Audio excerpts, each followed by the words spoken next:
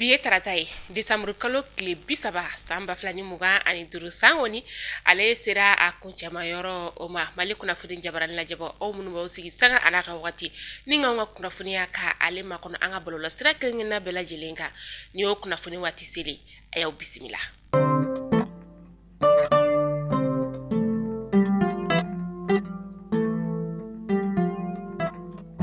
Kunnafoni daminɛla bi kunnafonidilaw olu tun bɛ Cour suprême ale kɔnɔna la min ni u ye ɲɛfɔli kɛ kunnafonidilaw ye jamana bɛ musaka min ni ka o don parti politique olu la ka ɲɛfɔli kɛ kunnafonidilaw olu ye k'a yira u la ka fɔ ko kabi san 2000 kana se san 2019 ma jamana ye sɛfɛwari miliyari 24 ani miliyɔn 120 kunkanfɛn ni ka o de don parti politique kɔni o la k'aw ladɔnniya k'a fɔ ko parti 295 o de be an ka jamana ale kɔnɔna la ni wagati na musaka yɛrɛ dili kɔni ale jɔra kabi san 2019 walasa ka se ka faamuyali caman ni ka o sɔrɔ kɔrɔfɔ ale la Mali kunnafoni ye ale jabarantigiw olu kɔni tun be a kɛyɔrɔ o la aw ni ne an ka jɛ ni ka Seydou Male ale ka kɔrɔfɔw ni ka olu lamɛn fɛn min ye Abdoulaye Soye ni ale ye Cour des comptes o ɲɛmaa ye o fɛnɛ tun be kɛnɛ ale kɔnɔna la Basa y'a ye gouvernement bɛ foroba wari ta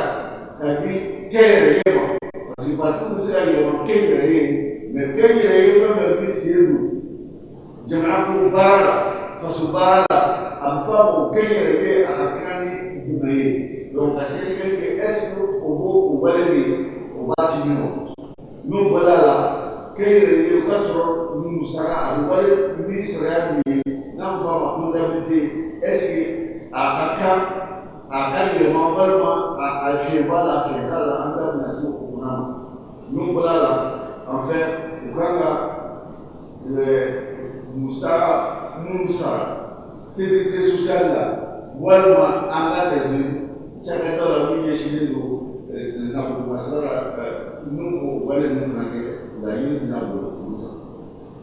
a fɔlɔ ye min ye parti participation a fɔlɔ ye baara in daminɛ na ɲininkali laseli kɛla Cour suprême président fɛ ma ɲɛsin ministre de l'administration territoriale yɔrɔ la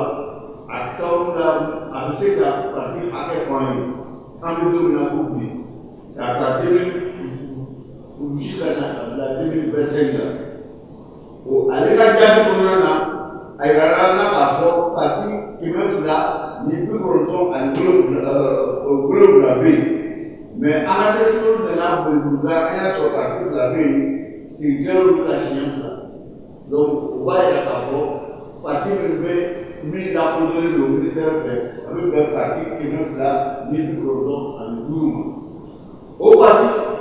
295 sariya ye mun wajibiya o sariya ko ni san yɛlɛmana k'a ta janvier la fo ka taa se mars kalo tile 31 na a wajibiyalen don parti kelen bɛɛ lajɛlen fɛ o sɔrɔ ni musaka min kɛ u y'a bɔli cogo min na u k'a kɛ gafe ye k'a bila ka na section de compte la ale ka sɛgɛsɛgɛli k'a la n'a sɔrɔla sariya y'a fɔ baara ka kɛ cogo min na a kɛra o baara o hukumu kɔnɔna na k'a tuguni fana ka sɛgɛsɛgɛli kɛ parti kan ka wale minnu fana kɛ sɔrɔ ni musaka kɔfɛ k'a lajɛ n'o sɔrɔ o baaraw ti mina parti fɛ o de kɔnɔna na parti 295 in na jateminɛ y'a yira k'a fɔ parti 151 o ma deli badabada k'aw ka gafe bila ka na section de compte la pour que a ka sɛgɛsɛgɛ parti 120 olu y'u ka compte bila ka na non o ma bila ka na kuda ye o bɛ se k'a bila lisaya na san wɛrɛ u t'a bila ka na parti 24 dɔrɔn k'a ta 2000 la fɔ an bɛ don min na ko bi olu de b'u ka san jala san ma ja olu de b'u ka gafew bila ka na sɛgɛsɛgɛli la section de compte la. kunnafondila fila ni Dawuda Kone ni ale ye duwanzan kunnafondi so o ɲɛmaa ye ka taga se a ka cameraman ma ni o ye Salifu Sangare ni maa fila ninnu kɔni bɛ baara kɛ an ka foroba jabaraso kɔni ale la u jasora maa marafɛntigi dɔw kɔni fɛ a bɛ kalo saba bɔ kabi octobre kalo tile 4 san 2025 wagati min na o bɛ ka taa u ka baara yɛrɛ kɔni na an ka jamana cɛmancɛ bolo yan fanfɛla o la k'a yir'a la k'a fɔ ko ni maa fila ninnu kɔni u labilala u jasobaw olu fɛ kabini kunu ni waati na u mɔbutikaw olu ka dugu kɔni o la min ni a yirala k'a fɔ k'u ka kɛnɛya kɔni ale ka ɲi kosɛbɛ ka se ka nin gɛlɛya wale kɔni ka o kɛlɛ ani ɲɛnamafɛn tali kɔni ka se ka olu kɛlɛ o ye fɛn min ye Mamutu Kɔnɛ ni ale ye commissariat de Kayindi kɔni o ɲɛmaa ye ale na a ka cɛdenw u ye tɛgɛ da maa 9 nka maa 9 minnu ni olu ka baara ɲɛsinnen tɛ fosi ma ɲɛnamafɛn kɔni tali o ma ani a feereli kɔni ka taa se fɛn min ye alcool ye o n'a a ɲɔgɔnna wɛrɛw ni maa ninnu kɔni minɛna waati min na sa a yera k'a fɔ ko marafaw kɔni fɛnɛ yera u bolo ni o ye maramafɛnw olu ye ani dɔrɔgu ni a ɲɔgɔnna wɛrɛ o minɛna ni ka u bila kiiri tigilamaw ka bolo kan an bɛ taa Kulukurukaw olu fɛ yen nɔ décembre kalo tile 28 san 2025 nɛgɛ kanɲɛ 17 o wagati tasuma de kɔni ye taji feere yɔrɔ dɔ kɔni masunya ni ka o minɛ Kulukurukaw olu fɛ yen nɔ min ni a kɛra jatigɛba ye nka a gɛlɛya kɔni o ma bonya kosɛbɛ maaw kɔni olu kɔni jatigɛra nka maa kɔni ma bɔnɛ ani na wa cɛni kɔni ma don maaw kun kosɛbɛ an bɛ taa Menakakaw olu fɛ yen nɔ kunu sɛbɛnfura kɔni o bɔra décembre kalo tile 30 san 2025 k'a yira k'a fɔ Menakakaw fɛ yen nɔ fɛn min ye lakɔli karamɔgɔ minnu bɛ yen nɔ ni olu kɔni talen tɛ u ka baaraw kɔni daminɛ halisa a ɲininen d'u fɛ yanni janvier kalo tile 5 cɛ san 2026 sɔgɔmada nɛgɛ kanɲɛ 7 mana tɛmɛ ni sanga 30 ye wagati min na o ka u sɔrɔ u ka kalanso olu kɔnɔna la ni o kɛra ka sɔrɔ maa min kɔni i tɛ i ka baarakɔrɔ da kɔni ale la ɲangini bɛ da i kan min ye sariya kɔni ɲangini bere kɔni o ye k'aw ladɔnniya k'a fɔ ko nin tɛ a siɲɛ fɔlɔ ye weleweleda kɔni o bɛ lase Menaka lakɔli karamɔgɔw ma k'u kana u ka baaradaw kɔni na kita sifinakaw olu ka baara kɔni ɲɛsinnen bɛ taji feere kɔni o de ma ni wagati in na tile tɔ kɔni na taji feeresow olu b'a yira k'a fɔ ko taji kɔni ale banna nka sufɛ i bɛ taa litiri 20 bidɔnw de kɔni falen sɔrɔ taji kɔni na min ni u b'a feere sugu kɔnɔnaw olu la kitakaw olu fɛ yen nɔ kunnafoniya kɔni a dira k'a ye k'a fɔ ko kita sifinakaw kɔni bɛ ka taji ni ka ale feere maaw tɛ ka taji kɔni sɔrɔ a sɔrɔ cogo la bilen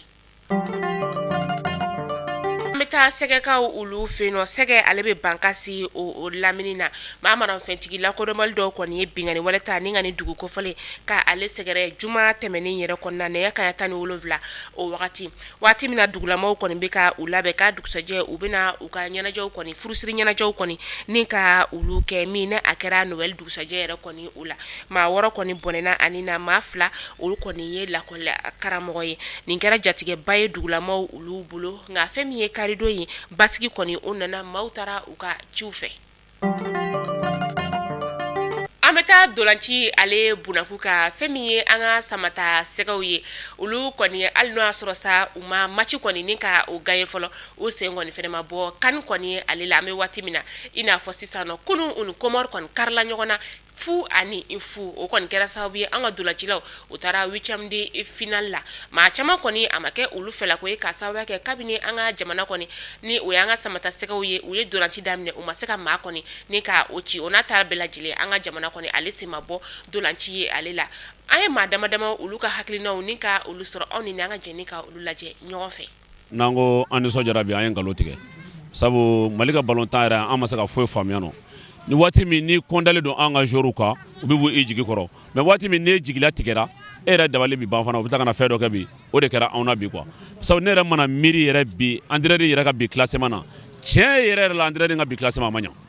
sabu an tɛ se k'a faamuya joueurs minnu tɛ ka jouer n'u tɛ forme na ka taa olu joueurs ta ka i n'a fɔ Kamara filɛ nin ye bɛɛ b'a dɔn Kamara tɛ forme na ka tila ka taa Yves fana ka d'emblée bon an b'a dɔn fana Fodé fana hali ka taa ne jɔ latéral la o ka fisa Fodé bon u ye baara kɛ parce que a ka d'u yɛrɛ ka taa ɲɛ mais n'i y'a ye u ma taa bon a gɛlɛyara dɔɔni m'a faamu ne ka bamanankan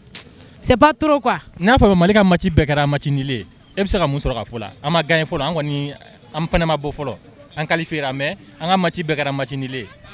bon an ka match bɛɛ kɛra match nul ye bon a ma diya ye mais a bɛ se ka taa n'u taara ɲɛ u bɛ se ka fɛn ta dusu ta quoi an bɛ passer inchallah. E dalen b'a la k'a fɔ n'an ni Côte d'Ivoire ye ɲɔgɔn sɔrɔ ɲɛfɛla la an bɛ se k'u bugɔ ɲina. un coup an b'u cɛ un coup ala tɛ gɛlɛya inchallah n dal'u la aw yɛrɛ fana dalen b'u la. parce que n'i y'a jateminɛ nin match saba bɛɛ la entraîneur jouera ni effectif différent saba de bon o de bɛ ka kɛ problème dɔɔni ye Mali match kɔnɔna na sinon ne yɛrɛ fɛ problème ba tɛ yen nɔ dɛ parce que entraîneur ale bɛ ka compétition championnat tɛ donc ale b'a essayer ko a bɛ ka effectif dɔ de ɲini compétition in kɔnɔna na ka to ka remaniement kɛ équipe la o de bɛ ka kɛ problème ye donc ne yɛrɛ kɔni fɛ effectif min n'a jouera n'a ye contre Maroc o de tun y'ale ka effectif ye a tun bɛ se k'o effectif de conduire k'a ka match tɔ jouer comme ça ni i bɛ match kɔnɔna na i b'a essayer i bɛ solution ɲini ban kan ka sɔrɔ ka changement kɛ mais match o n'a équipe de don vraiment o de bɛ ka Mali ka ballon ko in a gɛlɛya nin wagati in na. bon bi match Mali joueurs ye ballon ta mais bidon nin ka gɛlɛn an ka mɔgɔw ma tiɲɛna bidon ka gɛlɛn joueurs ma an bɛ min fɔ joueurs ɲɛna n'olu cira dusukasi de bɛ an yɛrɛ kan quoi dusukasi de bɛ an yɛrɛ kan donc an bɛ bɔ fɔ yɔrɔ jan de ka taa télé lajɛ ou an bɛ na écran géant lajɛ yɔrɔw la an bɔyɔrɔ ka jan an bɛ na an sigi ballon bɛ taa bi tɛ ka don donc nafa t'o la u man kan tɛ ka filɛ yɛrɛ u k'a dabila ballon tan na a nafa ye bidon de ye quoi aw bɛ ballon min na a bɛ fɛn bɛɛ kɛ joueurs la an ka cɛ a bɛ na se zutigi ma a bɛ tila ka segin ni ballon ye o ye ballon min minɛ o la a tɛ se ka bali récupérer cɛ a man ɲi quoi donc u b'a essayer ka bidon o de b'an nafa. an bɛ taa kɔ ka kibaru la an bɛ taa laginɛkaw ka jamana ale kɔnɔna la karido o kɛra laginɛ jamana ɲɛmaa kalafili ye min ni u ka jamana ɲɛmaa min ni ale tun bɛ cɛmancɛ fanga ale kunna ni o ye général Mamadi Doumbia ye ale yɛrɛ kɔni ye cɛbɔ ye jamana ɲɛmaa kalafili in kɔni o la maa miliyɔn 6 n'a kunkanfɛ olu de tun welelen don ni ka taa kalafili kɔni ale la jaabi fɔlɔ minnu kɔni ni olu sɔrɔla ŋunuŋunukan fɛ o b'a yira k'a fɔ ko fɛn min ye 100 o 100 80 ni a kunkanfɛ Mamadi Doumbia kɔni ye o sɔrɔ o b'a ye k'a fɔ ko premier tour la a bɛ se ka san kɔni ni ka o sɔrɔ ka kunnafoniya ni ka o datugu ni Rusi jamana ye Rusi y'a yira k'a fɔ ko Ukraine kɔni ye drone 10 bɔɲɔgɔn ni ka o de kɔni da ka o ɲɛsin Putin dagayɔrɔ kɔni o ma Moscou ale y'a yira k'a fɔ ko u bɛna tasara bere ta ni ka ɲɛsin Kiev ma fɛn min ye Ukraine ye ale y'a yira k'a fɔ ko Rusi kɔni ye galon ta ni ka da olu la Mali kunnafoni jabaran na jabaw ni kunnafoni damarɔ tuma an bolo kɔrɔ bi ni ka da o bɛɛ lajɛlen kulo kan aw ni ce aw ka lamɛnliko ɲuman na aw k'an bɛn dɔnna nataw la kunnafoni kuraw olu kɛnɛ kan